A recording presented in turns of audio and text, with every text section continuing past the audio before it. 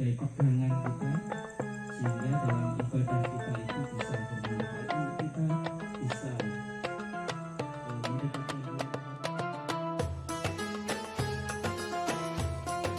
pengajian umum pada pagi hari ini. Alangkah baiknya kita buka dengan membaca basmalah. Bismillahirrahmanirrahim. Baik, tanpa berpanjang waktu, insyaallah nanti seperti biasa bagi ibu-ibu dan bapak-bapak dan teman-teman semua yang memiliki pertanyaan untuk mengenai waris dan tema-tema sebelumnya, silakan untuk bertanya. Tanpa panjang waktu, kita panggil Ustaz Dr. Syekh Jamaluddin MA untuk mengisi pengajian pada pagi hari ini. Al-waktu iya. Waris atau faraid kalau di fikih Islam dikenal dengan ilmu faraid, ya, atau mawaris. Ayat waris itu terdapat di Quran surat An-Nisa. Ya, pembagiannya itu ada pada Quran surat An-Nisa 11. A'udzubillahi minasyaitonirrajim. Yusikumullah fi auladikum lidzakari mithlu hadzil unsayain, dan seterusnya. Jadi Allah berwasiat terhadap anak-anakmu, ya, bagi laki-laki itu mendapatkan sama dengan bagian dua anak perempuan, karena konteksnya anak, ya. Jadi laki-laki mendapatkan dua bagian, ya, sementara yang perempuan dapatnya satu. Ya, kenapa? Ya memang karena ketentuannya, ya, yang laki dua, yang perempuan dapatnya bagian satu. Oh ya, salah bicara kali ya. Ya, atau yang laki satu, perempuan dapatnya separuh, ya. Itu, ya, sepikul segendongan, ya, kalau dalam istilah Jawa, ya. Nah, kenapa untuk laki-laki dapat 2 kali lipat dibanding daripada perempuan? Ya, pertama karena memang itu aturan Allah. Yang kedua tentu aturan Allah itu datangnya dari Sang Pencipta dan Maha Adil. Ya, karena ada tanggung jawab lebih yang diberikan kepada laki-laki. Yang bertanggung jawab untuk menghidupi keluarga itu ada pada laki-laki, bukan pada perempuan. Ya, ya, tanggung jawab nafkah. Jadi ibu kalau misalnya kerja, ya, ibu uangnya, gajinya bisa untuk sendiri. Ya mungkin karena meninggalkan kewajiban di rumah, ya, bisalah dia share untuk beli perlengkapan yang lain, mungkin untuk susu anaknya, ya, wanita karir, ya. Nah, jadi itu dan lain-lain. Jadi tanggung jawabnya. Mahar itu juga yang membayar adalah laki-laki, bukan perempuan. Ya, jadi itu makanya dia diberikan lebih, ya, karena ada tanggung jawab berlebih itu, ya. Kemudian bagaimana hukum membagi waris sesuai syariat Islam? Setelah Allah menyebutkan ketentuan waris, ya, An-Nisa ya 11 tadi, sebelum dan setelahnya, ya. Kemudian dalam ayat 14 itu Allah mengatakan, wa may ya'sillaha wa rasulahu wa yata'adda hududahu yudkhilhu naran khalidan fiha walahu azabum muhin. Barang siapa yang ya'sillah, melanggar Allah, wa rasulahu, dan rasulnya, artinya melanggar ketentuan Allah dan rasulnya, serta wa yata'adda hududahu, melampaui batasan-batasan ketentuannya. Ketentuan waris sudah dibagi, ya, kemudian dia melampaui itu, tidak mau manut pada aturan yang ditetapkan Allah dan Rasulnya, maka ancamannya yudkhilhu naran khalidan fiha. Allah akan masukkan dia ke dalam neraka, kekal dia di dalamnya. Wah, mirip syirik ini. Ya, jadi ngeyel, tidak mau manut aturan Allah. Ya, walahu adzabun muhin, ada tambahannya, dan baginya azab yang menghinakan. Azab yang menghinakan itu hina di dunia dan hina di akhirat. Yang paling ngeri itu sebenarnya hina di akhirat, karena bisa jadi orang dikucilkan, dilecehkan di dunia, dihinakan, disiksa di dunia, tapi menurut Allah dia benar. Ya, dia benar, dia mempertahankan kebenaran, keyakinannya, berdasarkan keyakinannya itu. Tapi karena kebetulan dia berhadapan dengan kekuasaan otoriter yang zalim, ya, dia diserang di mana-mana, tapi menurut Allah orang ini sebenarnya mulia, menyampaikan kebenaran di tengah orang-orang pada takut menyampaikan kebenaran itu. Ya. Nah, jadi bisa jadi orang hina di dunia tetapi dia mulia di akhirat. Ya. Nah, bisa juga hina di dunia, hina juga di akhirat. Ya. Wah, ciloko tenan nih ini. Sudah hina di dunia, hina di akhirat. Yang kita inginkan, ya, mulia di dunia dan mulia di akhirat. Nah, kemudian kata Nabi sallallahu alaihi wasallam, aqsimul mal baina ahlil faraid ala kitabillah. Rawahu Muslim wa Abu Dawud. Jadi bagilah harta warisan itu di antara ahli waris menurut kitabullah, Al-Quran. Ya, biasanya kalau dalam masalah fikih, apalagi pembagian waris itu, ya, fikih, misalnya fikih sholat, fikih zakat, ya, fikih puasa, fikih haji, itu dirincinya dalam hadis. Tapi entah kenapa Allah ini dalam masalah waris lebih banyak menyinggung pembagian waris itu, berapa jumlah bagian masing-masing itu dalam Al-Quran. Sekeren, akhi. Ya, dalam Al-Quran. Tampaknya itu dimaksudkan supaya kita tidak bertengkar di antara saudara yang sama-sama bersumber dari satu rahim. Makanya ada istilah silaturrahim, ya. Ada yang mengistilahkan silaturrahmi, sebenarnya ya rahim, dari tali rahim yang sama. Ya. Jadi mungkin hikmah di balik itu, kenapa harus diputuskan oleh keputusan tertinggi, yakni Allah Subhanahu wa taala. Ya, supaya jangan sampai hubungan darah itu berubah menjadi pertumpahan darah. Oh, banyak, Pak. Ya, banyak. Yang tadinya mereka rukun, akrab, saling memberi, saling mengasihi, tapi setelah bapaknya meninggal, nah saya dapat apa? Kadang-kadang dia ambil harta punya adik-adiknya. Padahal itu bukan jatah dia, jatah adiknya dia makan. Lihat An-Nisa 14, siksanya sangat pedih, ya, kholidam fiha, mirip dengan syirik itu, dia kekal di dalam neraka, ya, wallahu adzabum muhin. Kemudian ada perintah aksimul mal, perintah untuk membagi harta sesuai, harta waris sesuai dengan kitabullah, Al-Quran dan sunnah Nabi.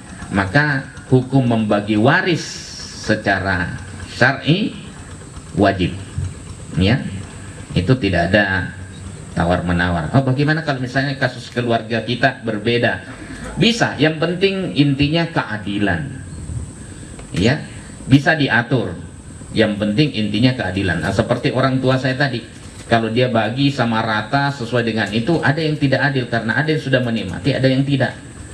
Kasuistik, Ya, kalau diterima semua kan dia tawarkan. Bagaimana dengan begini? Ada yang protes, merasa dizalimi, ada yang merasa tidak adil, gitu. Saya kira itu. Ya, kemudian rukun dan syarat waris. Rukun itu unsur yang harus ada dalam pewarisan. Ada 3. Pertama ada al-muwarris. Al-muwarris itu adalah orang yang mewariskan. Kalau dalam hukum waris disebut dengan pewaris. Syaratnya ada syarat, jadi rukun dan syarat. Ada syarat pada setiap rukun. Syaratnya al-muwarris benar-benar sudah meninggal.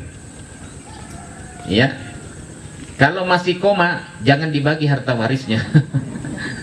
Sudah mikir harta warisnya, ini nanti bagian saya. Dia ngitung sendiri, kenapa sibuk nih? Dikira menghitung biaya rumah sakit, ternyata waris. Ya, astagfirullah. Ya. Wah, jadi benar-benar harus sudah meninggal.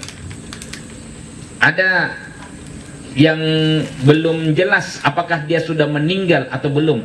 Istilahnya mafqud. Ya. Mafqud itu orang yang hilang, tidak jelas rimbanya. Ya.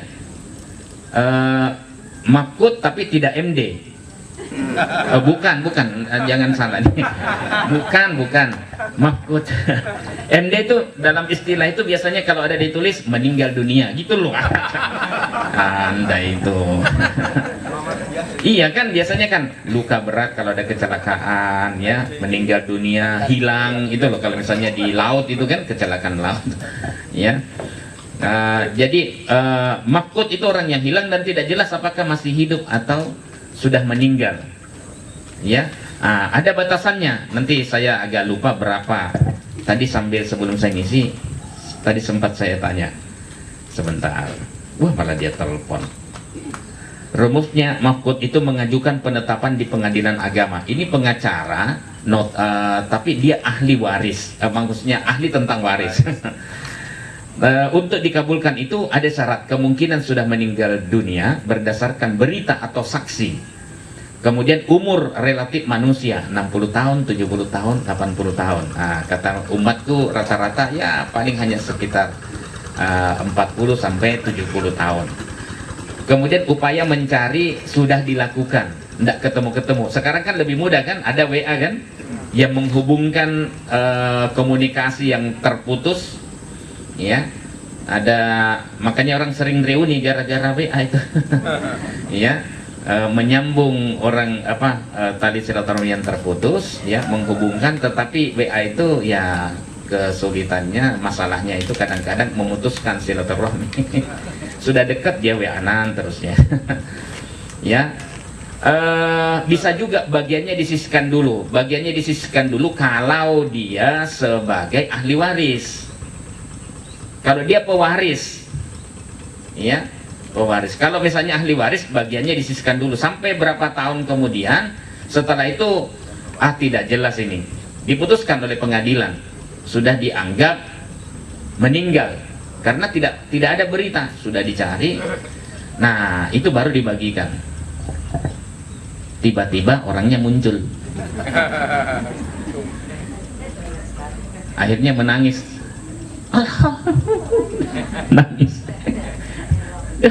Nangisnya enggak tahu aduh balik ke kembalikan, atau nangisnya alhamdulillah, karena kan ekspresi bahagia kan bisa dengan menangis kan, alhamdulillah kamu ketemu gitu, bisa kembali, dibagikan, kembalikan, karena memang itu haknya. Itu kan rata-rata saja perkiraan, ya. Nah itu, jadi harus benar-benar meninggal dunia, ya. Kemudian yang kedua, orang yang mewarisi atau ahli waris, al-waris, syaratnya dia harus benar-benar masih hidup saat mewaris meninggal dunia. Kalau misalnya meninggalnya bareng-bareng, ya, inna lillahi wa inna ilaihi raji'un, ya, tidak saling mewarisi, ya. Kemudian yang ketiga, harta yang diwariskan atau harta peninggalan, al-maurus atau at-tirkah, ada. Kalau tidak ada, apanya mau dibagi? Ya, apanya mau dibagi?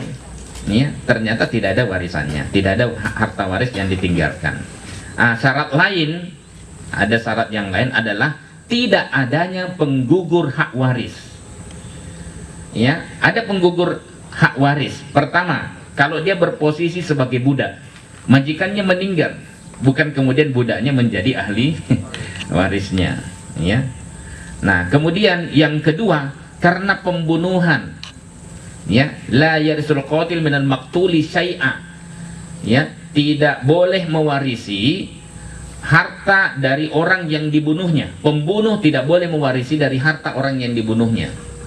Ya, orang tuanya sakit, saya saja yang biasanya dia kelayapan kemana-mana, tidak pernah nunggui orang tuanya sakit, tapi kali itu dia mengatakan biar saya nunggui. Wah, ada niat ini. Ya, ada niat. Orang tuanya sudah ini, kemudian pakai apa namanya, selang oksigen. Ya, waduh, bagaimana caranya ya, supaya saya bisa dapat waris? Berpikir keras, akhirnya dia sesek. Ya, dia ada oksigen, dia pakai oksigen orang tuanya. Dia jadi lancar, orang tuanya yang itu membunuh itu. Dia membunuh. Loh, ternyata ini tanpa mencekik gitu. Ini bukan kasih trik ya. Karena saya tahu jamaah kopi ngaji baik-baik ini. Ya, jadi itu ya, itu termasuk pembunuhan. Itu dosanya berlipat itu. Ya, sudah membunuh, kemudian mengambil harta yang seharusnya dia tidak dapat sama sekali, malah dia dapat dari situ. Ya, itu double dosanya itu. Hati-hati. Kemudian yang ketiga, karena beda agama, beda keyakinan. Situ yakin dapat, sini tidak. Enggak. Jadi apa namanya, beda agama. Ya. Jadi kalau misalnya ada yang murtad, mudah-mudahan tidak pernah terjadi, ya, dari anak-anak kita, dia otomatis keluar dari ahli waris. Ya. Demikian sebaliknya. Ya, tapi kalau mau dikasih hibah, tidak ada masalah. Ya, pewarisan ini. Terus berapa bagian ahli waris? Ahli waris yang mendapatkan bagian tertentu dari harta peninggalan itu disebut dengan ashabul furud. Ya, kalau sudah ditentukan bagiannya masing-masing, ashabul furudul muqaddarah. Jadi ahli waris yang mendapatkan bagian tertentu, besar kecilnya sudah ditentukan. Dan itu dalam waris sebenarnya sangat mudah. Sangat mudah. Kan bagian pecahan itu kan hanya beberapa sih. Pertama, 1/2. 1/2 dibagi 2, 1/4. Bagian yang kedua. 1/4 dibagi 2, 1/8. Sudah 3 ya. Kemudian yang satunya lagi mulai dari 2/3. Kalau misalnya saudara perempuan, kita hanya perempuan saja, ya, ada 2 orang lebih, maka di sana dapatnya 2/3. 10 anak perempuan semua, ya, dia dapat 2/3, berkumpul di sana dan dibagi secara adil. Dan mulai lagi dari sudah berapa? 4, 1/3. 1/3 dibagi 2, 1/6. Itu saja, cuma 6 bagian itu saja. Jadi 1/2, 1/4, 1/8, 2/3, 1/3, dan 1/6. Itu yang ketentuannya sudah ditentukan oleh Allah. Ya. Nah, siapa yang dapat 1/2? Saya mencoba menyederhanakan, mudah-mudahan bisa paham. Yang mendapat bagian 1/2 dari warisan, catatannya masih di bawah. Di bawah, dicatat di handphone. Kalau anak muda catat di handphone. Kalau misalnya belum, nanti kita bagikan lagi catatan. Ya, siapa yang mendapat 1/2? Anak perempuan tunggal. Ya. Yang kedua, suami bila mewaris yang meninggal dunia, yang mewariskan harta, tidak meninggalkan anak atau cucu. Yang kedua, 1/4. Siapa yang mendapat 1/4? Suami bila mewaris yang meninggal dunia, yang mewariskan harta, meninggalkan anak atau cucu. Ya. Tapi kalau misalnya mewaris, berarti suami, berarti istrinya meninggal, ya. Paham ya? Yang meninggal itu meninggalkan anak, maka suami dapatnya, ya, gini ya. Jadi apa namanya, kalau suami yang meninggal itu meninggalkan anak, maka suami dapatnya 1/4. Tapi kalau yang meninggal istrinya itu tidak punya anak, maka suaminya dapat separuh. Oke. Yang berikutnya, siapa lagi yang dapat seperempat? Istri. Nah, istri itu mulainya dari seperempat. Ya. Istri mendapat seperempat bila mewaris. Yang mewariskan berarti siapa? Suaminya. Tidak meninggalkan anak atau cucu. Jadi mewaris suaminya dalam hal ini tidak meninggalkan anak. Mungkin punya anak tapi sudah meninggal. Ya. Maka istri dapat seperempat. Jadi yang mendapat seperempat itu hanya dua. Suami apabila istri yang meninggal itu meninggalkan anak, dan istri ya bila mewaris yang meninggal, suaminya meninggal itu tidak meninggalkan anak. Nah, jadi kemungkinannya suami itu kemungkinannya ada dua. Kalau bukan dapat seperdua, dapatnya seperempat. Tergantung apakah yang meninggal ini istrinya itu meninggalkan anak atau tidak. Bisa jadi dia punya anak bawaan kan dari suaminya yang awal. Ya. Sementara yang mendapat untuk istri itu hanya dua. Kalau bukan seperempat, dia seperdelapan. Itu saja. Ya. Nah, kemudian 2/3. Ya. Siapa yang mendapat 2/3? Dua anak perempuan atau lebih bila mereka tidak punya saudara laki-laki. Jadi kalau perempuan semua dapatnya 2/3. Bukan tunggal ya, bukan anak tunggal. Kemudian yang mendapat 1/3 ibu bila mewaris yang meninggal dunia, berarti anaknya ya. Anaknya meninggal itu tidak punya anak atau tidak punya cucu dari anak laki-laki, dan tidak punya dua saudara atau lebih. Ya. Jadi yang mendapat 1/3 ibu bila mewaris yang meninggal, anaknya meninggal itu tidak punya anak atau cucu dari anak laki-laki dan tidak punya dua saudara atau lebih. Nanti akan berubah lagi. Ya. Nah, yang mendapat 1/6 itu ayah bila mewaris anaknya meninggal dunia itu punya anak, maka ayah dapat 1/6. Yang kedua yang mungkin dapat 1/6 adalah ibu bila mewaris anaknya yang meninggal itu punya anak atau cucu dari anak laki-laki. Jadi itu lah, mungkin bapak-bapak bertanya, catakun kok mau dari tadi tidak disebutkan? Iya kan? Saya tidak menyebutkan adanya anak laki-laki di sini. Ya, kenapa?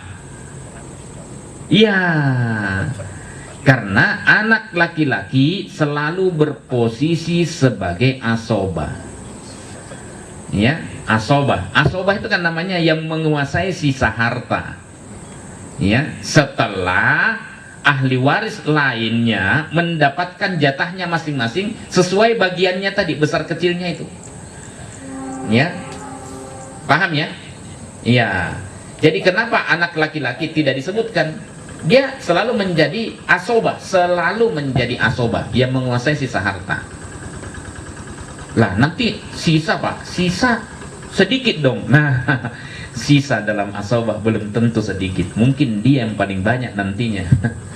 Nah, kalau bercampur antara laki-laki dan perempuan, ada anak laki-laki dan anak perempuan, maka anak perempuan itu otomatis ikut kepada saudaranya yang laki-laki menjadi asobah.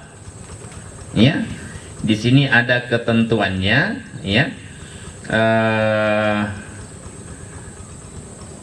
anak laki-laki selalu menjadi asobah, sedangkan ayah tadi ada ayah hanya 1/6 ya. Ya. Nah, sementara untuk ibu 1/3 yang pada saat bagian 1/3. Ya, ayah baru menjadi asobah bila mewaris yang meninggal itu tidak punya anak laki-laki. Namanya asobah bin nafs. Ya. Nah, kemudian anak perempuan bisa menjadi asobah bila dia bersama dengan saudara laki-lakinya. Tapi kalau jenis kelamin anaknya itu perempuan semua, dia mendapatkan 2/3. Tapi kalau ada anak laki-laki satu saja, maka semuanya menjadi asobah. Sebut dengan asobah bil ghair. Ya. Nah, asobah ma'al ghair khusus bagi saudara perempuan sekandung atau seayah bila bersama dengan anak perempuan yang tidak mempunyai saudara laki-laki. Kemudian dalam waris itu ada disebut dengan mahjub. Ya, kemarin ada yang tanya juga di sini, ya, apakah nenek mendapatkan warisan dari cucunya yang meninggal dunia? Ya, kalau cucunya itu masih punya bapak, kebetulan bapak ini anaknya si nenek, maka si nenek atau si kakek tidak mendapatkan. Namanya mahjub, terhijab. Mahjub itu kan hijab, terhalang oleh karena adanya ahli waris yang kekerabatannya lebih dekat. Ya, misalnya cucu mahjub oleh karena adanya anak kekerabatannya lebih dekat dibanding daripada si cucu. Kakek nenek mahjub, ya, oleh karena adanya kekerabatan yang lebih dekat, ayah dari yang meninggal. Ya, jadi gitu. Warisnya seperti itu. Nah, tapi ini kan jalurnya berbeda. Ya, berbeda. Kebetulan nenek ini ya dari pihak anaknya meninggal, dia tidak terhalang gitu, tidak terhalang karena anaknya sudah meninggal lebih dahulu. Berarti dia bisa mendapatkan warisan dari cucunya. Karena anaknya sudah meninggal duluan, neneknya masih hidup. Ya, nah gitu. Jadi dilihat. Nah, kalau misalnya saudaranya, sebenarnya kalau digambar bagus ini ya. Cuman waktunya sayang tidak terpasang. Kemarin saya minta sama panitia tolong carikan LCD untuk ini. Tapi sudahlah, dibayang-bayangkan saja dulu. Ya. Nah, kalau misalnya ada 3 anak, ya, ada yang meninggal memiliki 3 anak. 3 anak ini yang anak pertama sudah meninggal lebih dahulu, tapi dia meninggalkan anak. Apakah cucunya yang meninggal itu mendapatkan ini? Sementara yang ini masih hidup, 2 anak kedua, anak ketiga masih hidup dan punya anak juga. Apakah anak pertama yang orang tuanya sudah meninggal lebih dahulu bisa mendapatkan warisan atau mahjub? Kira-kira bagaimana? Bisa menggantikan posisi ayahnya. Ya, bisa menggantikan posisi ayahnya. Tidak adil kalau misalnya gara-gara kita hanya berpaham cucu mahjub oleh anak. Ya, dilihat garisnya dulu. Dilihat dari garisnya dulu.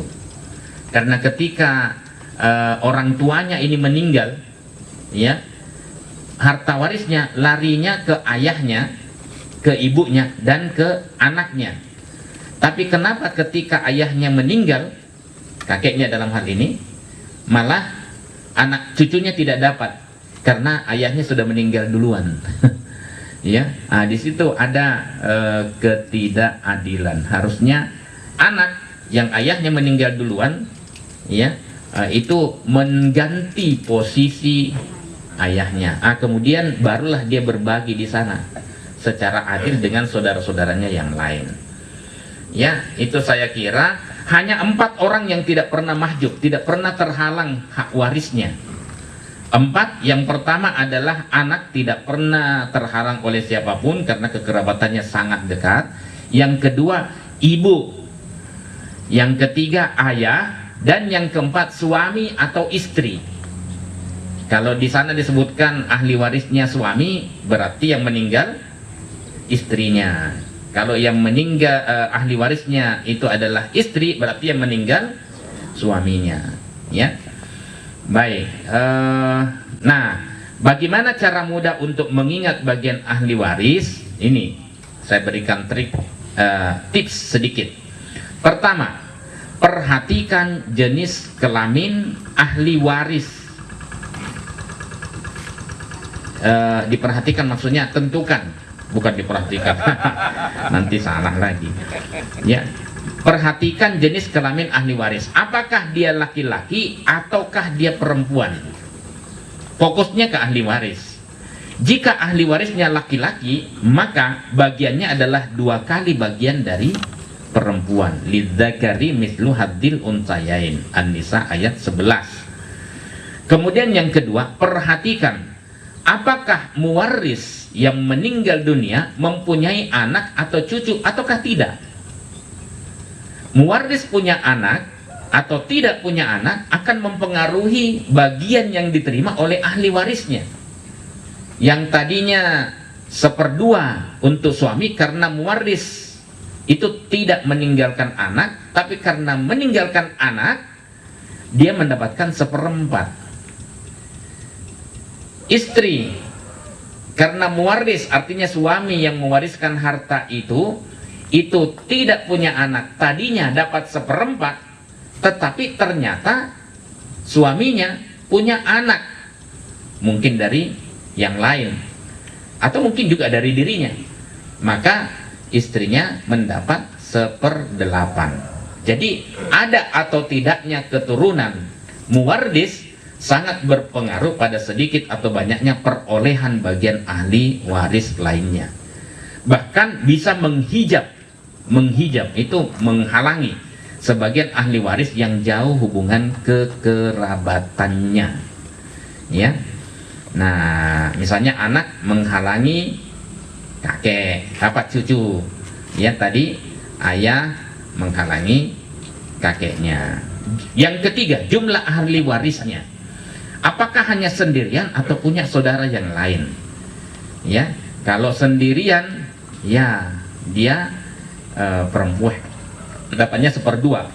Kemudian apakah hanya sendirian atau punya saudara yang lain? Kalau punya saudara tentu dia berbagi, ya. Ya, kalau tidak ada saudara maka dia lebih banyak dapat jatahnya, ya. Tapi ingat, kita jangan hanya berpikir harta yang kita peroleh. Saudara kita itu adalah investasi terbesar dalam hidup, ya. Itu kira-kira. Nah, baik, saya kira itu dulu karena waktunya terbatas. Ada waktu sekitar 10 menitan untuk tanya jawab. Monggo diunjuk Rumiyin. Waris adalah anak, bapak, ibu, suami atau istri.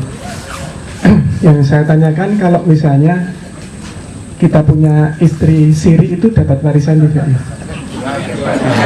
Istri siri itu kan sah juga menurut agama, tetapi rata-rata istri siri itu tidak dapat warisan. Nah, karena ya kasihan juga ya, karena kalau tidak dapat warisan kan itu bagaimana? Begitu saja sebenarnya. Terima kasih. Assalamualaikum warahmatullahi wabarakatuh. Langsung saja ya. Karena tujuan hukum syariat itu adalah melindungi orang-orang yang melakukan transaksi, ya. Maka kalau misalnya tidak ada surat itu dalam negara hukum Indonesia, makanya Tarjih Muhammadiyah mengatakan sebaiknya tidak. Kemarin saya diminta mengisi keluarga Sakinah, ya, di pimpinan pusat Aisyah Majelis Tabligh. Nah, salah satu landasan keluarga Sakinah itu, bukan saya ya, itu kalau diawali dengan pernikahan yang sah dan dicatatkan di KUA, ya, sah dan dicatatkan di KUA, tiba-tiba menikah karena kecelakaan, itu mesti banyak buntutnya, itu banyak buntutnya, karena sebenarnya dia tidak menghendaki, dia hanya mau cicip-cicip. Astagfirullah. Tapi ternyata lo kok hamil, akhirnya bukan itu, dia hanya sekedar itu. Nah, makanya saya katakan jangan nekat, ya, la taqrabuz zina, jangan kamu dekati zina, gitu ya. Jadi sekarang dapat jatah enggak? Kalau secara hukum tidak, tapi kalau misalnya dalam hukum Islam, mungkin bukan di negara ini, di negara yang lain yang cukup akad seperti itu, tidak perlu dicatatkan, dia dapat, ya. Karena pencatatan itu hanya syarat tambahan. ya dapat, karena dinikahi rukun-rukunnya, rukun nikahnya ada laki-lakinya, calon mempelai laki-laki, ada calon mempelai perempuan, ada akad, ada ijab kabul, dan ada saksi. Ya, persoalan mahar saya tidak masukkan dalam rukun karena ada khilafiyah di kalangan ulama. Ya, oke lah, tambah mahar. Ya, kalau sudah mencapai itu tidak ada sebenarnya dalam hadis itu dicatatkan. Ya, yang penting ada saksinya. Nah, supaya kita kuat karena kita hidup di negara hukum Indonesia yang baru sah terjadinya pembagian itu kalau ada landasan hukumnya. Ya, jadi ini untuk sekaligus saya sampaikan sebaiknya dinikahi. Nah, cuman masalahnya itu tadi di negara kita ternyata tidak mudah. Gitu ya. Jadi kalau misalnya dapat, tetap dapat. Seharusnya dapat. Apalagi dia sudah punya ini, tidak punya keturunan saja dia tetap berhak. Gitu ya. Baik, mungkin hari ini kita cukupkan. Kalau ada kesalahan dari kami panitia mohon dimaafkan. Mudah-mudahan kita istiqomah sampai akhir hayat mengaji di Kopi Ngaji setiap Sabtu pagi. Syukran la husni ikhtimamikum. Kita tutup dengan membaca hamdalah. Alhamdulillahirabbil alamin. Subhanakallahumma bihamdika asyhadu an la ilaha illa anta astaghfiruka wa atubu ilaik. Assalamualaikum warahmatullahi wabarakatuh.